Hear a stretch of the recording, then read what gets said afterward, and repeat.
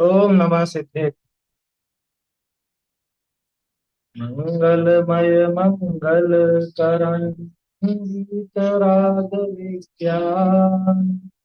नमो ताहि जाते भय अरहत्तादि महा।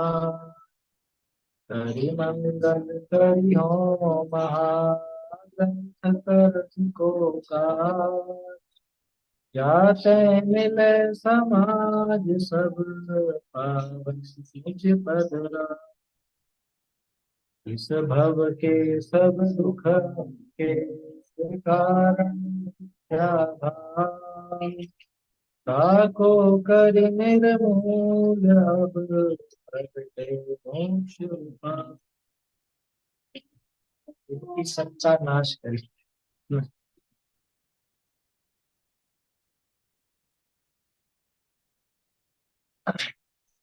अवस्था प्रकाशक में चौथा अधिकार अपन देख रहे हैं। इसमें मिथ्या दर्शन की कैसी प्रवृत्ति चलती है ये अपने को देखना। पिछली चर्चा जो अपनी हुई थी उसमें ये बात भी कि प्रयोजन भूत और अप्रयोजन भूत तत्व। तो एक प्रश्न ये था कि सारी चीजें तो प्रयोजन भूत में आ गई, अप्रयोजन भूत क्या बचा। तो पूरी दुनिया में देखो तो दो ही तत्व हैं, जीव और अजीव। दो ही प्रकार के द्रव्य हैं, या तो वो जीव रूप है या अजीव रूप है। जब सारे ही उसमें शामिल हो गए तो सभी प्रयोजन भूत हो गए, फिर अप्रयोजन भूत क्या बचा। तो उन्होंने ये बहुत अच्छे से थोड़ा नंदी ने स्पष्ट कर दिया। एक पदार्थ है तो सारे के सारे जीव अजीव में आ जाते, लेकिन उनके विशेष बहुत है। ऐसे विशेष जिन सहित जीवों के प्रधान करने से हमारे सुख होने का प्रयोजन सिद्ध होता हो या दुख मिटाने का प्रयोजन सिद्ध होता हो, ऐसे जीव और ऐसे अजीव भी है ना, वो तो प्रदान करने लायक है, वो तो प्रयोजन भूत जान है। और ऐसे विशेषों सहित जीव अजीव कि जिनके श्रद्धा करो या मत करो, उनसे हमारे सुखी होने का और दुख दूर करने का प्रयोजन का कोई लेना देना नहीं है। उनको ये था, बात आई थी उसमें उदाहरण भी दिया था। जैसे जीव और शरीर के चैतन्य मूर्तत्व आदि, ये तो भेद विज्ञान में कहा देखा दी। तो ऐसे विशेषों सहित जीव और अजीव की तो पहचान करना है ना। अब इनमें तरह तरह की पर्याय, मनुष्य आदि पर्याय अथवा घटपट आदि पर्याय, तो उनसे कोई फर्क नहीं पड़ रहा भेद विज्ञान के लिए या सम्यक दर्शन आदि के लिए। तो उनको अप्रयोजन समझ। तो ये तो बात हो गई प्रयोजन भूत और अप्रयोजन भूत तत्व की। ठीक है ना। अब तोड़र जी की शैली देखो, बता क्या रहे थे। शुरू से ही जो अपन ने प्रकरण देखा उसमें मिथ्या दर्शन का स्वरूप दिखाना है। और मिथ्या दर्शन अभी चालू नहीं हुआ। अभी मिथ्या दर्शन किनके संबंध में होता है पहले ये दिखा है। मिथ्या दर्शन का जो स्वरूप है, यानी वो मिथ्यापना विपरीतपना किसके संबंध में होगा और हमें किसके संबंध में विपरीतता से बचना चाहिए, अभी उनका स्वरूप दिखाया गया। अब आ रही है बात मिथ्या दर्शन की प्रवृत्ति की, अब आएगा वर्णन। तो अब बहुत महत्वपूर्ण प्रकरण है। चौथे अधिकार का मूल विषय ही यही क्या। अब जो विषय आ रहा है ना, ये चौथे अधिकार का मूल विषय है। पूरा चौथा अधिकार इसी के इर्द गिर्द लिखा हुआ, मिथ्या दर्शन की प्रवृत्ति। हालांकि आगे मिथ्या ज्ञान मिथ्याचार की थोड़ी बहुत बताए, लेकिन मूल रूप में थोड़ा बल्कि इस पर ही जोर देते हैं चौथे अधिकार। तो यहाँ देखते हैं अपन। और मैं फिर ध्यान दिला दूं आपको, थोड़ा मजबी की जो अद्भुत शैली है वो इसमें आपको बहुत अच्छे से समझ में आएगी। ये जो प्रकरण अभी अपन देखेंगे मिथ्या दर्शन की प्रवृत्ति का, और शुरू में जो जीव अजीव तत्व संबंधी भूल आ रही है, ये सीखने लायक है। युवा लोगों को भी, नए लोगों को भी। मतलब अगर पढ़ाई भी करते हो आप, तो किस तरह से किसी विषय को उठाया जाता है और किस तरह से उसका एक वर्णन किया जाए, किस तरह से वर्णन करना, ये इससे सीखने को देखेंगे अपन। और आपको लगे तो इसमें साइड में बिंदु भी लगाते जाना, पैराग्राफों के साइड में बहुत सारी चीजें आएंगी। देखते हैं मिथ्या दर्शन की प्रवृत्ति। पहले तो अपन तो पढ़ लेते हैं गुंडारी से।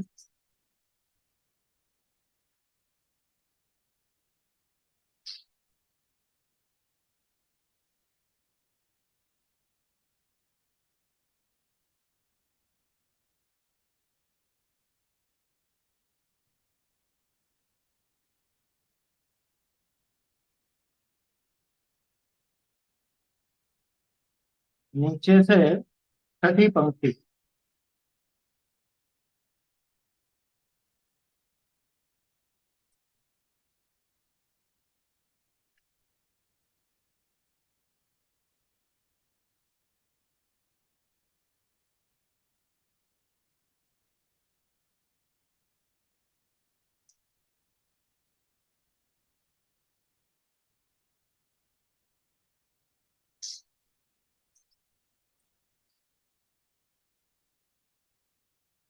देखिए, इसमें नीचे से छठी पंक्ति है।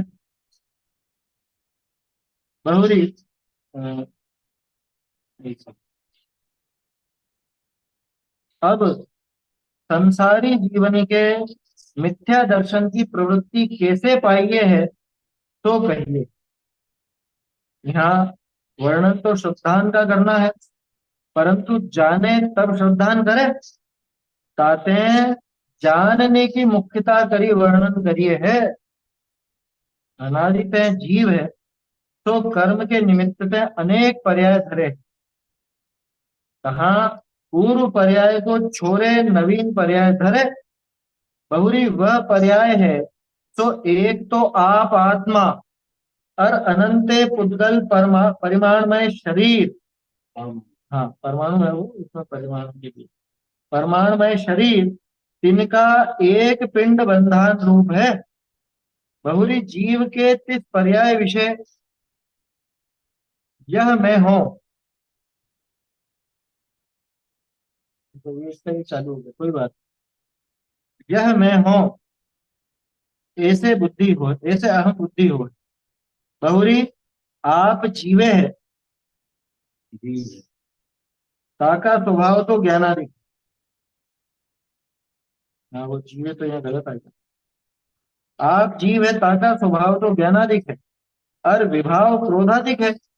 और पुद्गल परमाणु के वर्ण गंध रस स्पर्श आदि स्वभाव है। तीन सबनी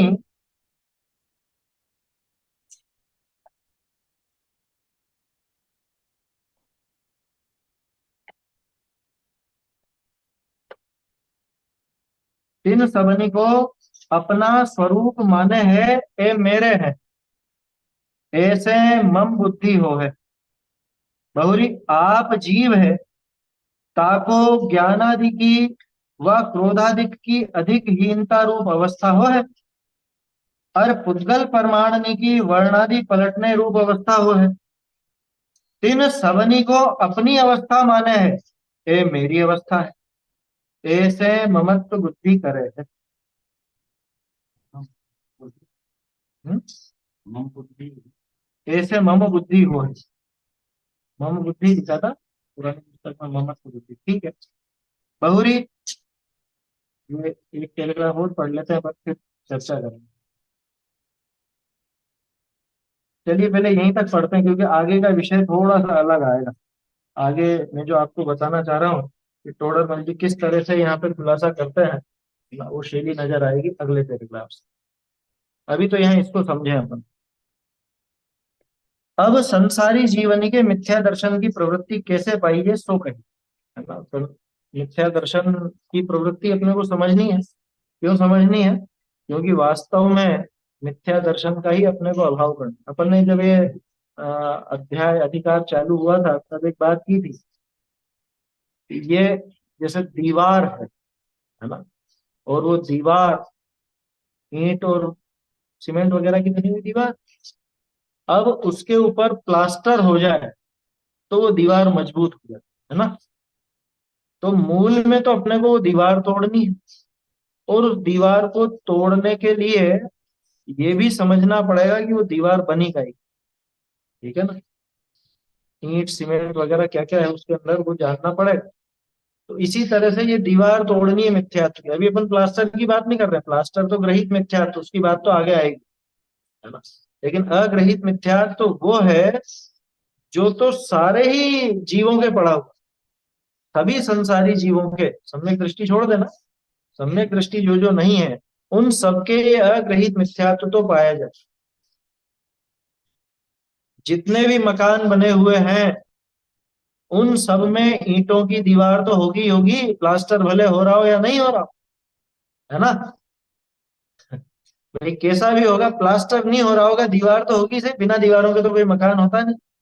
उसी तरह से जितने भी संसारी जीव हैं उनके ये अग्रहित मिथ्यात्व की दीवार तो पड़ी हुई। इसलिए अग्रहित मिथ्यात्व को जानना बहुत जरूरी है और महत्वपूर्ण प्रकरण है। तो मिथ्या दर्शन की प्रवृत्ति कैसे पाई जाती है, जब तक उसकी प्रवृत्ति पता नहीं चले तब तक आप उस पर ब्रेक कैसे लगाओ कि काम यहाँ पे गलत हो रहा है, कैसे मालूम चले, जब तक ये मालूम नहीं हो कि ये काम गड़बड़ है, इसकी वजह से सारी की सारी वो दुर्दशा हो रही है, दुख इसकी वजह से हो रहा है, ऐसा पता नहीं चले तब तक उस पर कैसे रोक लगाई जाए। इसलिए उसको जानने के लिए मतलब उस मिथ्या दर्शन की प्रवृत्ति को रोकने के लिए अपने को इसको जानना भी जरूरी है, उस प्रवृत्ति को जानना है। अब तोड़रमल जी ने पहले से हिंट दे दी कि हम वर्णन कैसे करेंगे इसका। देखो, अ, अब संसारी जीवन के मिथ्या दर्शन की प्रवृत्ति कैसे पाई इसको कहिए। यहाँ वर्णन तो श्रद्धान का करते, क्योंकि मिथ्या दर्शन जो है वो कौन से गुण की विकारी दशा, वो है तो श्रद्धा गुण की, है ना। मिथ्या दर्शन वो श्रद्धा की विपरीतता का नाम है, और श्रद्धा ऐसे पकड़ में नहीं आती। अब समस्या क्या है कि जाने तब श्रद्धान करे, ताते जानने की मुख्यता करी वर्णन करी, कि बिना जाने किसी भी बात का श्रद्धान नहीं किया जा सकता। जानेगा तो श्रद्धान करेगा, इसलिए जानने की मुख्यता से श्रद्धा का वर्णन किया जा रहा है।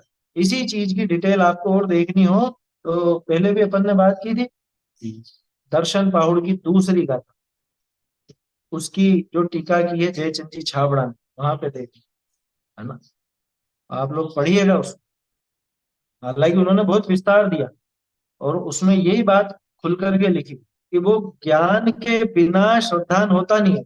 और बात श्रद्धा की करनी है, श्रद्धा को पकड़ा नहीं जाता है, श्रद्धा इस तरह से वर्णन नहीं की जा सकती। देखो गजब की बात है, एक अद्भुत समानता है दर्शनोपयोग और इस दर्शन, क्या समानता है कि दोनों ही इतने सूक्ष्म है कि सीधे उनका वर्णन नहीं किया जा सकता, ये भी एक समानता है। दूसरी समानता ऐसी कि दोनों ही सत्ता को ग्रहण करते, है ना। और इसी चक्कर में बहुत से लोगों को ये भ्रम हो जाता है कि ये दर्शनोपयोग का दर्शन और श्रद्धा वाला दर्शन एक ही। समझ में आई बात। मैं वो दोनों में जो समानता दिखा रहा था उसका उद्देश्य ये नहीं था, उसका उद्देश्य यही है कि आप ये समझो दोनों अलग अलग चीजें। अलग कैसे है, दर्शनोपयोग का दर्शन और सम्यक दर्शन वाला दर्शन अलग है, ये कैसे है, क्यों। देखो, इसको तो अब सिद्धांत से ही घटित करेंगे, क्योंकि बिना तर्क के समझ में नहीं आएगी वो बात। ये बताओ, पहले भी अपन ने बात की थी, ज्ञानोपयोग 8 प्रकार का दिखाया, है ना। 8 प्रकार के ज्ञानोपयोग में सम्यक ज्ञान मिथ्या ज्ञान दोनों है। कौन कौन सा 8 प्रकार का ज्ञानोपयोग, कौन सा। मति ज्ञान, शुद्ध ज्ञान, अवधि ज्ञान, मनःपर्य ज्ञान, केवल ज्ञान, ये 5 तो सम्यक ज्ञान के भेद। और 3 और कौन से जोड़े, कुमति, कुश्रुत और विभंग, है ना।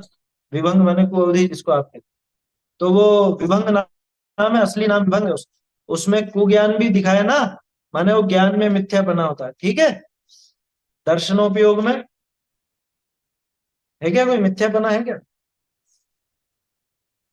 दर्शनोपयोग की बात कर रहा हूँ, कोई मिथ्या दर्शनोपयोग है। चक्षु दर्शन, अचक्षु दर्शन, अवधि दर्शन, केवल दर्शन, इनमें एक भी दर्शनोपयोग मिथ्या नहीं होता। अब इससे उसका क्या लेना देना, प्रश्न तो ये था ना कि सम्यक दर्शन वाला दर्शन और दर्शनोपयोग के दर्शन में अंतर है क्या, तो यही बता रहा हूँ। अगर दोनों एक होते तो ये सम्यक दर्शन और मिथ्या दर्शन कैसे होता? और वहां तो दर्शनोपयोग चारों प्रकार का, वो उसमें कोई भेद ही नहीं है दर्शन और मतलब सम्यक और मिथ्या का। ये तर्क समझ में आया या नहीं? भाई चार तरह का दर्शन बताया, उसमें सम्यक और मिथ्या का आचार्य देव ने कोई भेद नहीं किया। करना होता तो कर देते। आठ अठ चतुनाण दंशन सामंडम जीव लक्षणम बढ़ियम। समझ में आई बात? आचार्य देव ने वो परिभाषा दे दी इसे। समझ में आ रही है बात? तो दर्शनोपयोग जो है वो इस सम्यक दर्शन से बिल्कुल भिन्न ही समझना। एक तर्क तो वो आ गया समझ में, है ना, कि दर्शनोपयोग के मिथ्या और श्रद्धा का कोई भेद नहीं होता, जबकि ये श्रद्धा वाला जो दर्शन है इसमें मिथ्या और सम्यक पना है, और इसी से मोक्ष मार्ग में फर्क पड़ता। दूसरी बात, अब इसमें दूसरा तर्क देखो, दर्शनावरणी कर्म और दर्शन मोहनी कर्म, ये दो अलग अलग कर्म है या नहीं? अगर आप दर्शनोपयोग को और उस सम्यक दर्शन वाले दर्शन श्रद्धा को एक कहोगे तो ये दो कर्म क्या कर रहे हैं? इन दो कर्मों की क्या आवश्यकता रही? ये दो कर्म किस पर काम कर रहे हैं? भाई दर्शनोपयोग दर्शन गुण पर काम करता है।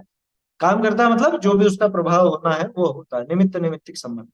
और दर्शन मोहनी श्रद्धा गुण पर। ठीक है ना? तो ये दूसरा तर्क। अब तीसरा तर्क इन दोनों को अलग सिद्ध करने के लिए, दर्शनावरणी के अभाव में केवल दर्शन प्रकट होता है, उसका भी आचार्य देव ने नाम लिया। दर्शन मोहनी के अभाव में क्षायिक सम्यक तो प्रकट होता, उसका भी आचार्य देव ने नाम लिया। तो दो अलग अलग चीजें हुई ना नव केवल लब्धियों में। अनंत सुख किससे प्रकट हो रहा है? अनंत सुख किससे प्रकट हो रहा है? अनंत सुख वास्तव में क्षायिक सम्यक और क्षायिक चारित्र का मिला हुआ नाम है। समझ में ही बात? क्षायिक सम्यक और क्षायिक चारित्र का मिला हुआ नाम है अनंत सुख। कि ये कैसे? ये ऐसे कि ये बताओ, ज्ञानावरण का नाश होने पर क्या प्रकट हुआ? अनंत ज्ञान। दर्शनावरण का नाश होने पर अनंत दर्शन। अंतराय का नाश होने पर अनंत वीर। और मोहनीय का नाश होने पर अनंत सुख। लेकिन मोहनीय तो दो तरह का और दो अलग अलग गुणों पर काम करता है। उसमें से दर्शन मोहनी का नाश होने पर क्षायिक सम्यक्त्व, और चारित्र मोहनी का नाश होने पर क्षायिक चारित्र। ये है ना ऐसा? कुछ मन से तो नहीं बोल रहा हूं, बिल्कुल ये सिद्धांत वाली बात कर रहे हैं। तो इसलिए मैंने कहा क्षायिक सम्यक्त्व और क्षायिक चारित्र ये दोनों मिलकर के अनंत सुख। तो सुख का लेना देना उस सम्यक्त्व से और उस चारित्र से है, और वो सम्यक्त्व श्रद्धा गुण है ना। क्यों? कि दर्शन से तो वो अनंत दर्शन जुड़ा हुआ है ना, और वो दर्शनावरणी कर्म के अभाव में है। तो इससे ये सिद्ध हो जाता है कि दर्शन गुण और श्रद्धा गुण ये दोनों बिल्कुल न्यारे न्यारे, इनको एक समझने की भूल मत करना। हाँ, सिद्धों के आठों गुण में जब बात करते हैं अपन तो वहां पे कहीं पे अनंत सुख नाम लिया जाता है, कहीं पे समकित भी लिया जाता है, क्षयिक सम्यक तो भी नाम लिया जाता है। दर्शनोपयोग का कोई लेना देना है सुख से? दर्शनोपयोग का कोई लेना देना नहीं है सुख से न दुख से। आया समझ में? क्योंकि वहां सम्यक और मिथ्यापना है ही नहीं। या उल्टा भी कह सकते हो कि सम्यक मिथ्यापना नहीं है, इसीलिए सुख दुख से लेना देना नहीं। समझ में आ रही है बात? जिन जिन गुणों में सम्यक और मिथ्यापना मायने रखता है उन उन गुणों का सुख और दुख से लेना देना है। और वो तीन, श्रद्धा, ज्ञान और चारित्र। समझ में आती है बात? ये बात सारी डिटेल क्यों कर रहा हूं मैं? ये इसलिए क्योंकि बहुत से लोग ऐसा समझते हैं कि इनमें समानता है, नहीं तो एक जैसे नाम क्यों? एक जैसे नाम क्यों होते? ये सामान्य जन की नहीं, बहुत से दोनों को ही फितूर चढ़ जाता है। ये कैसे ना कैसे तो ये सिद्ध करें। दर्शन और क्यों आचार्यों ने एक नाम क्यों रखा? अरे एक जैसे नाम कई जगह रखे हैं। थोड़े दिन पहले भी चर्चा की थी अपन ने। एक तो सिद्धों के जो गोत्र कर्म के अभाव में प्रकट होने वाला अगुरु लघुत्व गुण है वो। दूसरा, प्रत्येक द्रव्य में पाया जाने वाला अगुरु लघुत्व सामान्य गुण, वो दोनों एक नाम है या नहीं? अरे ये तो अपनी भाषा ही कमजोरी है। क्या? अपने पास शब्द है संख्यात और वस्तु में गुण है अनंत। तो एक ही नाम के आपको जाने कितने असंख्य गुण मिलेंगे। ज्ञान नाम के असंख्य गुण होंगे, और तो क्या बात करो आप। और सिद्धि की टीका का हाँ, सर्वार्थ सिद्धि की टीका में स्पष्ट है कि यहाँ प्रकरण में मोक्ष मार्ग का प्रकरण है, तो यहाँ दर्शन शब्द का अर्थ श्रद्धा गुण से लेना। दर्शन शब्द को श्रद्धा गुण से पकड़ है, समझ में? मतलब श्रद्धा गुण को पकड़ना दर्शन शब्द से।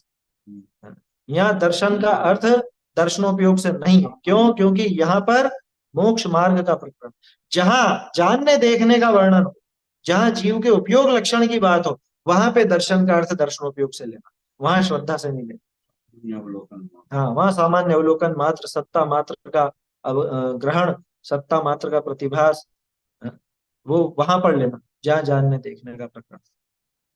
ठीक है ना? अब गजब की बात है कि ये श्रद्धा गुण का वर्णन सीधे सीधे नहीं किया जा सकता, है ना? क्योंकि श्रद्धा भी बारीक है, दर्शनोपयोग भी बारीक है, श्रद्धा भी बारीक, दोनों अलग अलग है, लेकिन ये अपन ने देख लिया ना। तो अब जब श्रद्धा का वर्णन करना हो, तो वो ज्ञान के आधार पर किया जाता है। क्यों? कि जानेगा तो श्रद्धा करेगा। हाँ, 76 पेज पर भी ये बात आई थी, 76 पेज पर अपन ने चर्चा की थी इस समय। सही कह रहा हूँ। को जानिए। तो जानेगा तो श्रद्धान करेगा। जीवन रब को जानिए जो कहा जाता है, वो इसीलिए कहा जाता है कि जानेगा तो ही श्रद्धान करेगा। इसलिए जानने की मुख्यता से कथन किया जाता है, वर्णन श्रद्धा का कर। मैंने जो आपको हिंट दी, दर्शन पाहुड़ की दूसरी गाथा, उसका विषय क्या है? दंसण मूलो धम्मो। ये सम्यक दर्शन ही, श्रद्धा ही धर्म का मूल है, यही वर्णन है वहां। अब दंसण मूलो धम्मो में दर्शन का अर्थ दर्शनोपयोग लगा के देख लो, है? दर्शनोपयोग धर्म का मूल है, निकलेगा ही नहीं। वो श्रद्धा की बात है, आया समझ? तो इसलिए ऐसे उलझना नहीं। बहुत से लोग उलझते हैं बहुत से लोगों को ऐसी उलझन भी रहती है और उलझ भी जाते हैं कि नहीं नहीं, दर्शन का देखो, कुंद कुंद आचार्य ने तो दर्शन शब्द का ही प्रयोग किया जाता था। आपको ध्यान हो, मुझे गाथा ध्यान नहीं आ रही, लेकिन अष्टपाहुड़ के समय अपन ने एक गाथा ऐसी देखी थी जिसमें दर्शन और श्रद्धा दोनों शब्दों का प्रयोग किया था आचार्य ने। किसी को याद आ रही हो तो बताइए, है ना? मुझे इतना मालूम है कि उस गाथा में ये दोनों शब्द थे, दर्शन भी था और श्रद्धा भी था। ज्ञान चारित्र के साथ ही वर्णन था, दर्शन ज्ञान चारित्र श्रद्धा, ये चारों के नाम थे उसके अंदर। तो जिनको दिमाग में ऐसा हो कि साहब कुंद कुंद आचार्य तो श्रद्धा का शब्द का प्रयोग नहीं करते, दर्शन का ही करते हैं, या वो दर्शनोपयोग को ही श्रद्धा कहते हैं शायद, ऐसा कोई सोचे तो ये भ्रम दूर कर ले। दर्शनोपयोग का कोई लेना देना नहीं है मोक्ष मार्ग से, दर्शनोपयोग का कोई लेना देना। मोक्ष मार्ग में दर्शन का अर्थ श्रद्धा ही है, श्रद्धा से ही लेकर के चलना, है ना? और मेरे जोर देने से नहीं, अपन ने भी जो तर्क देखे ना, 3 तर्क तो मैंने आपको दिए, और फिर तर्कों के ऊपर आगम प्रमाण आचार्य ने लिख दिया है। अपने को तो कहने की जरूरत ही नहीं होनी चाहिए, आचार्य ने लिखा। सर्वार्थ सिद्धि में पूज्यपाद देवनंदी आचार्य, क्या कहें, विश्व के सर्वश्रेष्ठ व्याख्याकार है वो। हम लोग जब पढ़ते थे आचार्य में, है ना, आचार्य माने एमए, तब हमको ऐसा बताया गया ना, बड़ों से भी ये सीखने को मिला कि परिभाषाएं अगर देखनी है तो पूरे विश्व में परिभाषा की कला पूज्यपाद देवनंदी आचार्य, उनके मुकाबले सटीक परिभाषा कोई बनाता था। परिभाषा अगर देखनी है तो देवनंदी आचार्य, और व्याख्या देखनी विस्तार से तो अकलंक देव, और दोनों तत्वार सूत्र के ऊपर, है ना? मतलब वृत्ति करने की जो शैली है ना, वो कैसी होती है, ये इनसे सीखना चाहिए। और हिंदी साहित्य के हिसाब से देखना, तो विश्लेषण कैसे किया जाता है ये देखना हो तो टोडर मल। अभी अभी देखेंगे अपन इसमें जीव अजीव तत्व संबंधी भूल में, मैं बताऊंगा आपको कैसे खुलासा किया है। मतलब वो जो भजन है ना, रोम रोम पुलकित हो जाए, तो हम तो पढ़ के ही ऐसा आनंद सा आ जाए। हाँ, लक्षण, परिभाषा माने लक्षण, लक्षण, लक्षण देखने हो तो सर्वार्थ, लक्षण कैसे बनाया जाता है किसी का, ये देखना हो तो सर्वार्थ सिद्धि में देखो पूज्यपाद देवनंदी आचार्य, और व्याख्या करनी है, वृत्ति करनी है उसकी, है ना। वृत्ति तो क्या कहें, भाष्य, तो वो अपने अकलंक देव का राजवार्तिक। तो देखो अपने तो अभी मुख्य बात यही है शुरू में तो, कि भाई वर्णन तो करना है श्रद्धान का, लेकिन जानेगा तो श्रद्धान करेगा, जानता है तो श्रद्धान करता है, इसलिए श्रद्धा भी जानने के ऊपर निर्भर हो गई। तो अब जब वर्णन किया जाएगा तो वो जानने के हिसाब से किया जाएगा। ये जो इतनी डिटेल है ना, ये इतने भी चौथा अधिकार जो बताया, आपको क्या लगता है श्रद्धा में ये सारी चीजें चलती होंगी? ये सारी चीजें ज्ञान के आधार पर चलती है ना। तो ये पूरा वर्णन ज्ञान के आधार से, श्रद्धा में तो एक ही विपरीतता है, अहम की। क्या गलत जगह पे अहम हो गया, ये श्रद्धा की विपरीतता है। लेकिन वो गलत जगह पर अहम क्यों हुआ? क्योंकि उसने जीव के संबंध में ऐसा ऐसा जाना, अजीव के संबंध में ऐसा ऐसा जाना, आश्रव बंध संवर निर्जरा मोक्ष के संबंध में ऐसा ऐसा जाना, इसलिए उसकी वो श्रद्धा विपरीत हुई। समझ में आ रही है बात? तो वर्णन तो श्रद्धा का करना है।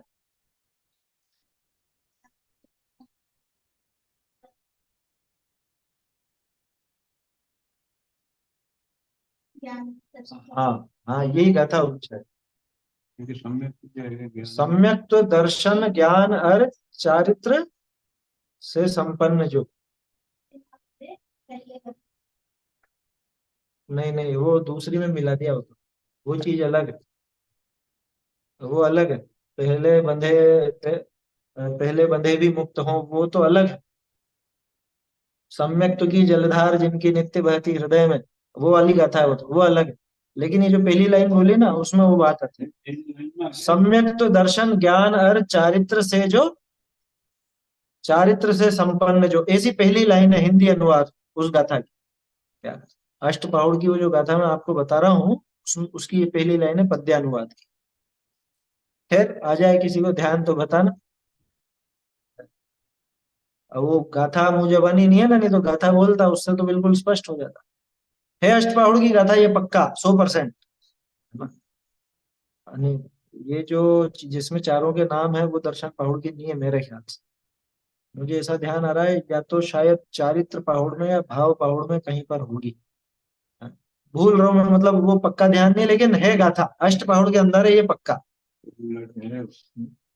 देखो फिर, है ना, हो जाएगी वो तो, कोई विशेष बात नहीं, मिल जाएगी गाथा, है ना। ये तो जिसको विश्वास नहीं आवे उसके लिए है ना। अगर जो जान रहा है उसको तो ठीक है, हाँ है गाथा है, क्या समस्या। और दूसरी आती ना, हम्म। प्रवर्तन। देखो, तो ये बात समझ में आई, वर्णन तो करना है श्रद्धान का, लेकिन जानने की बात क्यों कर रहे हैं कि उन्हें ऐसा जानता। अच्छा देखो एक और चीज है, टोडरमल जी कई जगह पे जानना लिखेंगे, कई जगह मानना लिखेंगे, कि उसको ऐसा जानता है या उसको ऐसा मानता है, तो वहां ये समझ लेना या कि ये बात श्रद्धा की चल रही है, तो ये जानने पूर्वक मानने की बात चल रही है। ऐसा ही जानता भी है और ऐसा ही मानता भी, ठीक है ना। और सात तत्व के श्रद्धान की जो बात है, ये वास्तव में ज्ञान प्रधान श्रद्धान कहलाता है। ज्ञान प्रधान श्रद्धान, क्योंकि ज्ञान में वो सारी उहापोह चलती है कि जीव कैसा, अजीव कैसा, जीव कैसा नहीं है, अजीव कैसा नहीं है, ये सारा जानने के ऊपर निर्भर करता है। इसलिए इसको कहते हैं ज्ञान प्रधान श्रद्धान। असली जो श्रद्धा गुण का कार्य है, उसमें सात तत्व का विस्तार आता ही नहीं है। उसमें तो मैं जीव हूं इतना भी नहीं आता, तो हूं, अहम, सिर्फ अहम की बात होती है वहां, ये मैं हूं बस। ये भी अपन बोल रहे हैं तो बोलने में बहुत ज्यादा होता है, वहां तो इतना भी नहीं आता। ये सारे जो विकल्प हैं ये ज्ञान के हैं, और चूंकि ये ज्ञान प्रधान श्रद्धान, ये जो मानना है ये भी ज्ञान में ही चल रहा है, इसलिए इसको ज्ञान प्रधान श्रद्धान कहा गया। बात समझ में आ रही? चलिए तो देखते हैं, जानने की मुख्यता से वर्णन करते हैं। जीव अजीव तत्व संबंधी अयथार्थ श्रद्धान, सबसे पहला इसके संबंध में पहले भी अपन ने बात की कि कहीं पर भी टोडरमल जी ने जीव तत्व संबंधी श्रद्धान अलग और अजीव तत्व संबंधी श्रद्धान अलग नहीं लिखा। किसी ने भी नहीं लिखा, टोडरमल जी नहीं, नहीं किसी ने भी नहीं लिखा। क्यों? क्योंकि जीव तत्व संबंधी जितनी भी भूल है वो अजीव के आश्रय से ही होती है, और अजीव संबंधी जितनी भी भूल है वो जीव के आश्रय से ही होती है। ये भी अपन जो पढ़ेंगे ना प्रकरण, इसमें खुल करके सामने आ जाए। ये दोनों को मिला करके श्रद्धान करता है। जीव और अजीव दोनों का स्वरूप जैसा भी जानता है, उसमें ऐसी घाल मेल करता है कि दोनों को मिला कर, मिले हुए का ही श्रद्धान। समझ में आई बात? तो इसलिए जीव अजीव तत्व संबंधी अयथार्थ। बहुत से लोग ऐसा कहते हैं कि देखो, जीव को अजीव मानना ये तो जीव तत्व संबंधी भूल बोलो, और अजीव को जीव मानना ये अजीव तत्व संबंधी भूल बोलो। कि ये बता, अजीव को जब जीव माना तो उसने जीव का सही सही श्रद्धान कर लिया है? वो नींबू और संतरे का देखा तो था अपन ने उदाहरण। तो उसको दोनों का ही ज्ञान नहीं है।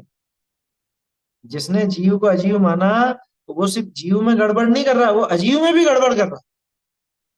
इसलिए दोनों का एक साथ ही चलता है, ये समझ के चलना। सही श्रद्धान होगा तो दोनों का एक साथ होगा, गलत होगा तो भी दोनों का एक साथ ही होगा, जीव और अजीव तत्व। चलो देखते हैं इसे। अनादित है जीव है, सो कर्म के निमित्त तय अनेक पर्याय धरे। ध्यान रखना, तोड़रमल जी जब भूलों का वर्णन करते हैं तो शुरुआत में ही भूल नहीं बताते, पहले वास्तविक स्थिति बताते हैं, फिर उसमें गड़बड़ क्या है वो बताते। और ये सही शैली है बिल्कुल। पहले वास्तविकता बतानी चाहिए कि वास्तविकता क्या है, वास्तविक परिस्थिति क्या है, और भूल कहां से चालू है। सीधे ही भूल बताने लग जाओगे तो समझ में नहीं आएगा किसी को। जैसे आप सीधे ही मान लो कुछ ऐसा वर्णन करो जिसमें उसकी कोई भूमिका नहीं हो, जिसमें कुछ भी दिख नहीं रहा हो कि क्या था और क्या हो गया। नहीं, डिस्क्लेमर वाली चीज नहीं है ये, डिस्क्लेमर नहीं है ये, तो वास्तविक जो वस्तु स्थिति है वो दिखाना है पहले। कहानीकार की ये अद्भुत शैली होती है। कह रहे उसने उसको मार दिया, किसने किसको मार दिया और वो कहां से आ गया है? पहले ये मालूम तो चले कि कौन कौन है, कौन कौन व्यक्ति थे, कहाँ जा रहे थे, क्या कर रहे थे, साथ में क्या था, इनका आपस में क्या संबंध था। और फिर बाद में जब ये कहा जाए तब तो बात समझ में भी आएगी। मारा किया। हाँ, क्यों मारा, वो चीज तो आगे आएगी सही उसमें। आया समझ? देखो कि नहीं नहीं, राइट नाउ वाला नहीं है। राइट नाउ का मतलब तो हो गया अभी वर्तमान में क्या चल रहा है वो नहीं, हकीकत क्या है, वास्तविकता क्या है। तो सबसे पहले वस्तु स्थिति दिखा रहे हैं। क्या दिखा रहे हैं कि अनादित जीव है, सो कर्म निमित्त अनेक पर्याय धरे। अभी ये अनादिकाल से जीव की ऐसी दशा चल रही है कि कर्म के निमित्त से अनेक पर्याय धारण करता, इसमें कोई भूल नहीं है। ये वास्तविकता है। तहा पूर्व पर्याय को छोड़े, नवीन पर्याय धरे। ठीक है, इसमें तो कोई समस्या नहीं पेड़ है ना, पेड़ का बहुत कि पिछली पर्याय छोड़ता है, नई पर्याय धारण करता है। उत्पाद वेद ध्रुव देखा था ना अपन ने, है? तो एक पर्याय गई, दूसरी आई, फिर वो गई। शुरुआत कहाँ से है? शुरू का अनादि से शुरू है ना। अनादि को अगर शुरू कहोगे तो आदि हो गई। अनादि है माने शुरुआत नहीं है। और ये चीज अपन दूसरे अधिकार में देख चुके हैं। कर्म के अनादि पने की सिद्धि देखी थी ना, वहां पे जीव के भी अनादि पने की सिद्धि थी, और कर्म के अनादि पने की भी सिद्धि थी, और जीव और कर्मों के अनादि संयोग की भी सिद्धि, है ना। तो यहाँ पे वो संयोग की बात है। ऐसा संयोग अनादि काल से जो बना हुआ है, उस निमित्त से जीव तरह तरह की पर्याय धारण करता है। उसमें कभी कैसी पर्याय, कभी कैसी पर्याय, और ये विशेषता कि एक पर्याय छोड़ करके दूसरी पर्याय को भी धारण करता है ना। पूर्व पर्याय को छोड़े, नवीन पर्याय धरे। बहुरी वह पर्याय है, सो एक तो आप आत्मा, उस पर्याय में अर अनंते पुद्गल परमाणुमय शरीर, तिनका एक पिंड बंधान रूप है। आज तक जितनी भी दशाएं धारण की, ध्यान रखना, यहाँ पे और कोई दशाओं की बात नहीं कर रहे, यहाँ पे इस असमान जाति द्रव्य पर्याय की बात कर रहे हैं। क्योंकि जीव अजीव तत्व संबंधी भूल दिखानी है तो वो शरीर को लेकर के ही दिखाई दे। अनादिकाल से तरह तरह की पर्याय धारण कर रहा है ना। ऊंट बलद भैंसो भयो, जाने क्या क्या हो गया, कभी ऊंट बन गया, कभी बैल बन गया, कभी हाथी बन गया, कभी घोड़ा बन गया, कभी अरे कभी एक इंद्रिय हो गया, कभी दो इंद्रिय हो गया, कभी त्रस हो गया, कभी स्थावर हो गया, कभी संगी हो गया, कभी असंगी हो गया, कभी मनुष्य हो गया, कभी तिर्यंच, कभी देव, कभी नारकी। ये सब दशाएं धारण करता था, है ना। पहले कहाँ थे, कहाँ थे पहले, बोले ना कहाँ से आ रहे हो, कहाँ से आ रहे हो, तो सब बता देते हैं यहाँ से आ रहे हैं, यहाँ से आ रहे हैं, यहाँ से आ रहे हैं। वास्तविकता कोई नहीं बताता कहाँ से है, क्योंकि मनुष्य पर्याय में तो तुम हो इतने वर्षों से, आए कहाँ से ये बताओ। जैसे अभी कोई अपने से कहे कि साहब कितना साल के हो गए, हैं? कि साहब 40 के होंगे। 41 साल पहले कहाँ थे, हैं? कि 41 साल पहले, 41 साल पहले थे या नहीं थे, कि थे ना, तो कहाँ थे, कहीं तो था वो पता नहीं। तो पिछली पर्याय जो थी वो तो छोड़ दी, है ना, वो तो छोड़ दी और ये पर्याय धारण कर ली। अब समय आएगा तो इस पर्याय को भी छोड़ देंगे, कोई दूसरी पर्याय धारण कर लेंगे। तो ये उस पर्याय की बात है। अब इस पर्याय में क्या क्या है, ये पर्याय किससे मिलकर के बनी, ये यहाँ पे उसका वर्णन चल रहा है।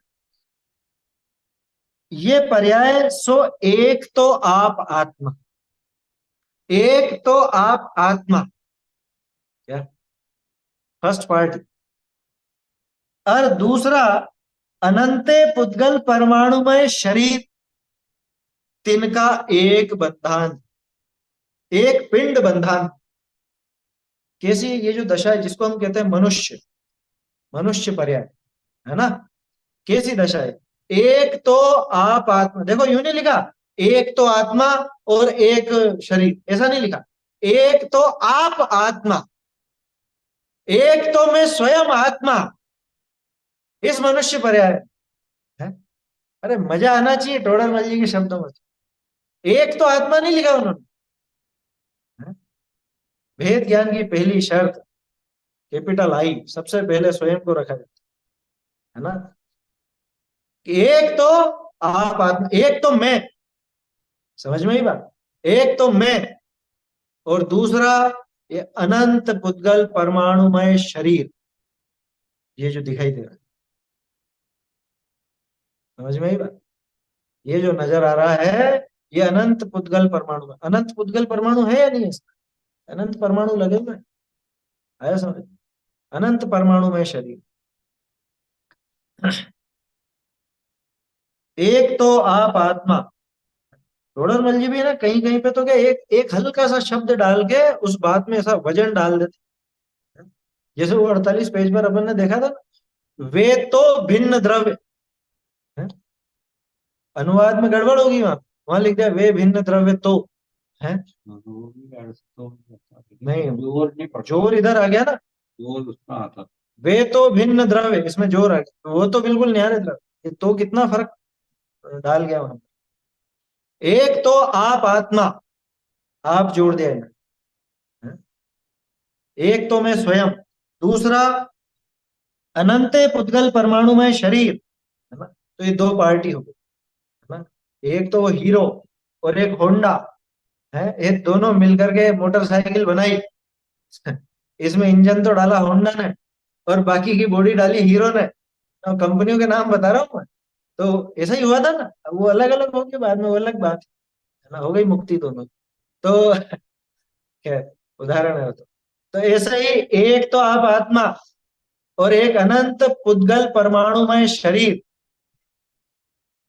और उसमें वास्तव में ऐसा ही था, उस मोटरसाइकिल में अकेला इंजन होंडा का होता था, बाकी जो कुछ भी थे टायर वायर और दुनिया की तमाम चीजें, है ना, तो इतनी सारी तो वो है, इतनी सारी चीजें तो वो दूसरी, और एक अकेला इंजन जो वास्तविक जिससे गाड़ी चलती है वास्तव, है, वो इंजन उस कंपनी का।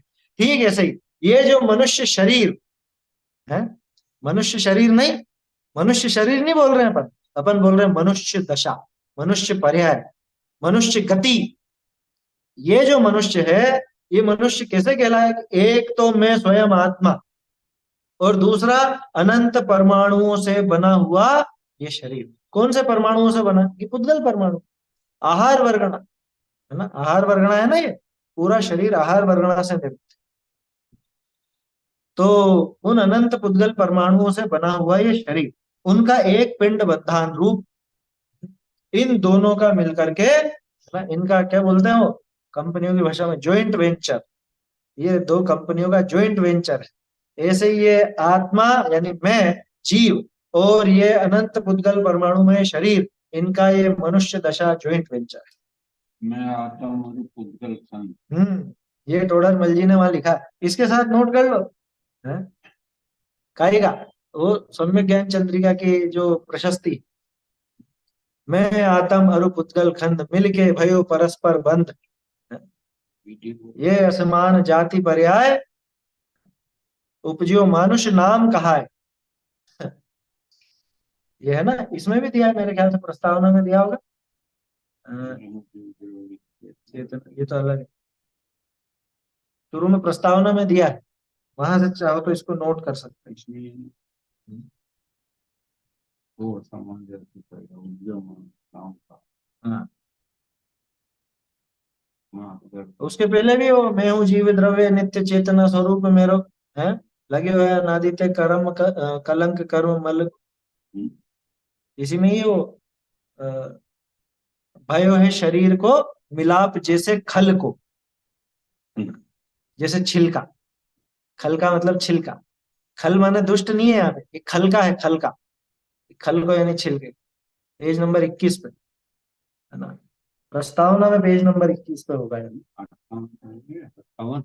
नहीं नहीं, वो मैं आता मरु पुद्गल खंड वाला। ये रहा ना, इसमें तो इससे आगे का गया हो सकता है। अच्छा, इसमें ही जुड़ा हुआ हो तो राकेश का है। मैं आता हूँ पुद्गल खंड। भाई पुरानी पुस्तकों में अलग है पेज नंबर, अच्छा, उसमें होगा। इसमें अलग है। इकट्ठे चल रहे हैं 38 39 40 43। पुरानी में 22 नंबर पे प्रस्तावना, है ना? बाकी तो वो सम्यक ज्ञान चंद्रिका की प्रशस्ति में, और ये जो मंगलायतन वाली है इसके अंदर मिलेगा आपको 59 पे, है ना, 59 पे जो वचनाधिक लिखनाधिक क्रिया लिखे ना, नहीं नहीं नहीं नहीं, इसके ऊपर ही तो, ऊपर ही ऊपर, ऊपर ही ऊपर, है ना, ये 38 नंबर श्लोक है, 38 नंबर छंद है। मैं आता मारू पुद्गल खंड मिली के भयो परस्पर बंध, सो असमान जाति पर्याय उपजियो मानुष नाम का, है ना, ये सारी बात इसके अंदर है। और इसमें दे दिया, तिस पर्याय विषय जो कोई, 42 नंबर दे, तिस पर्याय विषय जो कोई देखन हन देखन जानन हारो सोय, मैं हूं जीव द्रव्य गुण भूप, एक अनादि अनंत अरूप, एक तो आप आत्मा, एक तो आप आत्मा, है ना, और बाकी फिर वो शरीर की दशाएं जो जुड़ गई उसके साथ। तो देखो क्या कहा यहाँ, एक तो आप आत्मा और अनंत पुद्गल परमाणुमय शरीर, इनका एक पिंड बंधान रूप है। ठीक है ना, यहां तक भूल नहीं हुई है? चलो, ये तो वस्तु व्यवस्था दिखा रहे हैं कि अनादिकाल से ऐसी परिस्थिति बनी हुई है कि जीव को कर्म के संबंध से तरह तरह की दशाएं धारण करनी पड़ती, तरह तरह की असमान जाति द्रव्य पर्याय धारण करनी पड़ती है, वो होती है। कभी मनुष्य दशा होती है, कभी तिर्यंच दशा होती है, ये सब होता है। 326 पेज पे भी अमौखिक प्रदेशों का पुण्य प्रसिद्ध ज्ञानादि गुणों का धारी, तो है ना, अनादि निधन तो आप आप, वहां भी यही बात थी, और अनादि निधन वस्तु आप है। उद्गत द्रव्यों का ये जुड़ती है बात इससे, ये नोट करना चाहिए इसमें। 38 पेज पे जो थी ना, अनादि अमूर्तिक प्रदेश। अमूर्तिक प्रदेशों का पुंज। अच्छा, और ये एक तो स्वयं आत्मा भी कम जमता है, एक तो आप आत्मा में ही जोर आता है थोड़ा।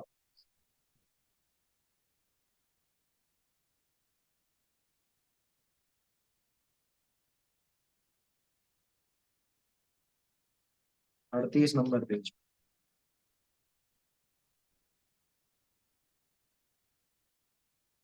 अड़तीस में तो वो यही रखा है, दर्शन मोह रूप जीव की जो अवस्था दिखाई ना, उसमें दूसरा पैराग्राफ देखो, वहां भी वे तो अपने गुण है, राग आदि के अपने कर्म के निमित्त से उपाधिक भाव हुए, वो आगे की चीज है, आगे आएगा। अभी तो अमूर्तिक प्रदेशों का पुंज जो शुरू में दिया है ना, उससे वो बात पूरी मिलती। तो एक तो आप आत्मा और अनंत पुद्गल परमाणुमय शरीर, उनका एक पिंड बद्धान रूप है। आज तक ये परिस्थिति बदली नहीं है, ये बनी हुई है ना। तो सम्यक दृष्टि हो या मिथ्या दृष्टि हो, दोनों की ये दशा बन रही। बहुरी जीव के तिस पर्याय विषय, ये मैं हूं ऐसे अहम बुद्धि हो है। ये बस भूल चालू आया समझ, भूल यहां से चालू हुई। यहां तक कोई दिक्कत नहीं थी कि भाई पिछली पर्याय को छोड़ता है, नई पर्याय धारण करता है, और ये पर्याय कैसी है कि एक तो स्वयं आत्मा है और अनंत पुद्गल परमाणुमय शरीर है, इन दोनों के पिंड रूप है, एक बंधन रूप है, ऐसा है। लेकिन यहां तक समस्या नहीं थी। समस्या कहाँ हुई कि जीव के तिस पर्याय विषय, यह मैं हो ऐसे अहम बुद्धि हो। जीव को उस पर्याय में ये मैं हूं ऐसी अहम बुद्धि होती। बहुरी आप जीव है, ताका स्वभाव तो ज्ञानादिक है, और विभाव क्रोधादिक है, दोनों दशाएं दिखा दी। और पुद्गल परमाणु के वर्ण गंध रस स्पर्श आदि स्वभाव स्वभाव है, तीन सबनी को अपना स्वरूप माने है, ए मेरे हैं ऐसे मम बुद्धि। देखा कैसे वर्णन किया, अहम बुद्धि और ममत्व बुद्धि दोनों आ गए लाइन से। हैं? वो जो पर्याय बताई, जो वो एक बंधन रूप दशा दिखाई, उसमें तो ये मैं हूं, इसका नाम अहम बुद्धि। ठीक है ना। इसी को एकत्व बुद्धि भी कहते हैं, अहम बुद्धि भी कहते हैं। हाँ, ये पूरा वर्णन है वहां 38 पेज पे, जो दर्शन मोह की वो बताई है, दर्शन मोह का कार्य बताया, वो बात यहाँ पे आ रही। आगे यही खुलेगी कुछ। यही बात। हम्म। तो अहम बुद्धि तो वो हुई। अब देखना मम बुद्धि कैसी बताइए। बहुरी आप जीव है, ताका स्वभाव तो ज्ञानादिक है, और विभाव क्रोधादिक है। ठीक है ना। अपना स्वभाव क्या, उपयोग। उपयोग माने ज्ञान दर्शन, जानना देखना, है ना। सवर्णो नाण दिठो जीवो उपभोग लक्षणों नित्यम, ये समय सार जी की 24वीं कर। और उपयोगो लक्षणम, ये तत्व सूत्र का सूत्र है ना, दूसरे अध्याय का कौन सा है, 8वां सूत्र है मेरे ख्याल से। समझ में ही बात। तो ये तो लक्षण हो गया। तो जीव का लक्षण क्या, आप जीव है, ताका स्वभाव तो ज्ञानादिक है। देखो ये बात विचार करने की कि ये मेरा स्वभाव, और जो राग द्वेष आदि है ये क्रोध आदि है, ये विभाव है, स्वभाव और विभाव। और पुद्गल परमाणुओं के वर्ण गंध रस स्पर्श आदि स्वभाव है, ये उनका स्वभाव। स्पर्श रस गंध वर्ण ये पुद्गल का स्वभाव, ये मेरा स्वभाव नहीं। लेकिन समस्या क्या हुई, तीन सबनी को अपना स्वरूप माने है, ए मेरे। अब एक प्रश्न कि 50% तो सही है ना मान, क्यों 50% क्यों कहा मैंने कि भाई जीव के जो ज्ञान आदि है ना वो स्वभाव, राग द्वेष आदि है वो विभाव, तो ये तो जीव के, ये तो मैं इनको भी तो मेरे ही कह रहा हूँ। मैं बहुत समझदार हूँ, मैं बहुत ज्ञान वाला हूँ, मेरा ज्ञान बहुत अच्छा है, मेरा गुस्सा बहुत खराब है। बोलो ये मैंने मेरे कहा ना, राग आदि गुस्सा आदि को भी मेरा कहा, ज्ञान को भी मेरा कहा, तो यहाँ तो दिक्कत नहीं। और मेरा शरीर है, या मेरा रंग है, मेरा रूप, मेरा स्पर्श, जो कुछ भी शरीर का मेरा, तो शरीर वाला मैं मेरा कहूं तो उसमें चलो वो तो गलत कहो, लेकिन मेरे ज्ञान दर्शन, मेरे क्रोध आदि, वो तो सही बोल रहा हूं ना मैं। तो 50% तो ममत तो सही है ना मेरा, कि नहीं है। कि भैया यहाँ 50 और 60 नहीं होता, यहाँ तो सीधा 100 होता है या 0 होता है। समझ में आई बात है। यहाँ कितनी मात्रा में नहीं लगता, नहीं है कि नहीं है। नया पुराना वाला हो जाता है, मेरे में इनकी सत्ता नहीं है ना। देखो, तो क्या कहा है यहाँ पे, गड़बड़ कहाँ करी इसने, गड़बड़ ऐसी करी कि सबसे पहले तो उसमें ही ये मैं हूं ऐसी अहम बुद्धि करी। समझ में आ रहा है, अहम बुद्धि और ये मैं हूं ये तो एक ही बात हो, इसी को एकत्व बुद्धि भी कहते हैं। अब दूसरा, कि मेरा स्वभाव जानना देखना और मेरे विभाव क्रोधादि और पुद्गल परमाणुओं के जो वर्ण गंध रस स्पर्श आदि हैं, उन सबको पूरा एक में करके, है ना, ऐसी उसके अंदर घाल मेल कर दी, पूरे एक में कर दिया, और उन सबको अपना स्वरूप मानता हूं कि ये मेरे हैं, ऐसी ममत्व बुद्धि करता होती। है। सॉरी, ऐसे मम बुद्धि है ना, ऐसी तो इसकी मम बुद्धि। अब मम बुद्धि माने ममत्व बुद्धि, वो एक ही चीज है, उसमें दिक्कत है ना। ये मेरे हैं ऐसी बुद्धि, मेरे बने की बुद्धि। तो अभी तो दोनों बुद्धियों में अंतर समझ में आया।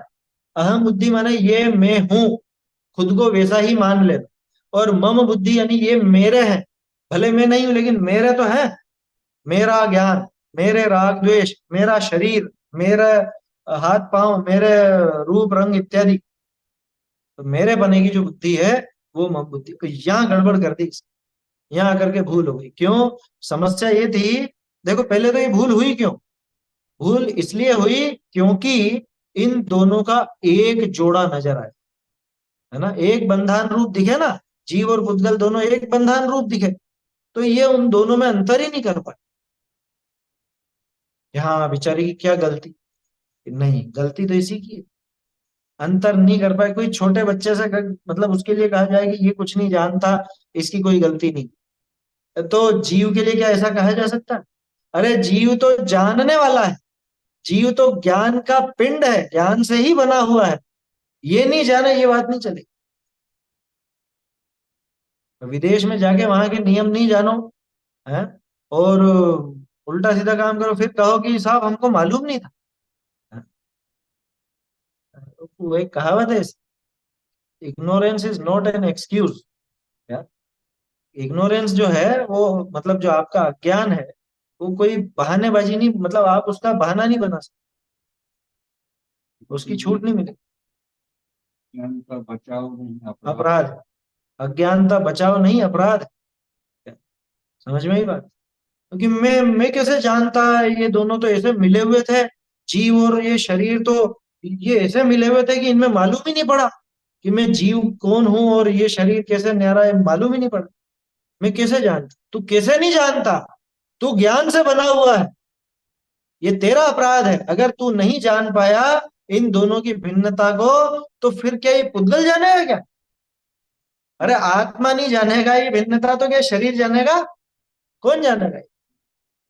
आपको सजा मिलेगी। नहीं जानने की तो सजा मिले, वही सजा आज तक भुगत रहे हैं। ये मुझे मालूम नहीं था, ये यहाँ करंट लग जाएगा, ये तार पकड़ूंगा तो चिपक जाऊंगा, है तो तार वो छोड़ देगा करंट की, अच्छा अच्छा इसको पता नहीं था बेचारे को छोड़, है? तो मरेगा ही ना। कर्फ्यू में निकल गया। तो समझने की बात है कि भैया यहाँ पे कोई बहाना नहीं चलेगा, है? क्योंकि यहाँ पे तू समझदार है ना, तेरे पास समझ, तू समझ का पिटारा है। बाबूजी तो कहते हैं, समझ का पिंड है। आया समझ में? जीव तो समझ का पिंड है ना, तो ना समझ बना रहे ये तो अपराध है, ऐसा है।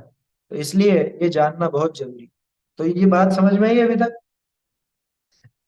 समझ में आनी चाहिए। अनादिकाल से जीव कर्म के निमित्त से ऐसी ऐसी दशाएं धारण करके रहा, ऐसी पर्याय धारण करके रहा, और इस पर्याय में ये हुआ कि एक तो था मैं स्वयं, एक तो आप आत्मा, ये शब्द में कितना जोर है, एक तो आप आत्मा और ये बाकी के अनंत परमाणुमय ये शरीर, है ना, जो कि मुझसे न्यारा है, इनका एक बंधन था। एक दंडी पेड़ी का उदाहरण आया, आ गया पहले ही आ गया, ऐसा हो गया ना, ये पैराग्राफ हो गया, अगला पैराग्राफ कल देखेंगे अपन, ममत्व बुद्धि में और क्या क्या होता है। उन सबको अपना स्वरूप मानता है ना। एक सेकंड। उन सबको अपना स्वरूप मानता, ए मेरे हैं, ए से मम बुद्धि हो है। अच्छा, इन्होंने यह पैराग्राफ अलग कर दिया, ये मेरे हैं, इनमें ऐसी ममत्व बुद्धि होती है। ठीक है, आगे और क्या गड़बड़ करता है ममत्व के कारण, वो फिर अपन कल देखेंगे। चैतन्य का स्मरण प्रतिक्षण ही करो रे, भव के अनंत दुख को क्षण में हरो रे, अक्षय अनंत निज सौख्य निधान पाओ, गाओ अरे इसी के, निज निधि निज में बताई, यह अनंत उपकार है इसके लिए, जिन वाणी माँ को वंदना शत बार, वंदना शत बार।